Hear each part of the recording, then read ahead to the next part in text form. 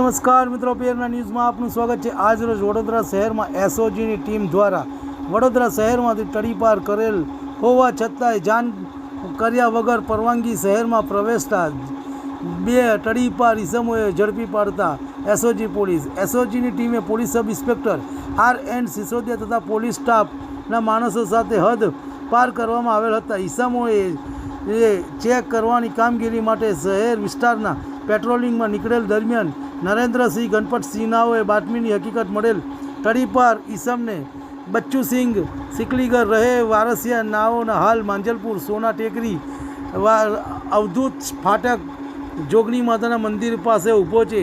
અધિકારીશ્રીની પરવાનગી મેળવ્યા વગર વડોદરા શહેરમાં પ્રવેશ કરી સી ડિવિઝન વડોદરા શહેર નાઓની કચેરીમાં તડીપાર કરેલ હતા। તે પણ 2 વર્ષ માટે તડીપાર કરેલ હતા। IPC કલમ 380, 454, 457 અને 142 મુજબ ગુનો દાખલ કરી આગળની તપાસ ચાલુ છે। તમને અમારા સમાચાર પસંદ આવ્યા હોય તો લાઇક, શેર, બેલ આઇકોન અને સબસ્ક્રાઈબ કરો।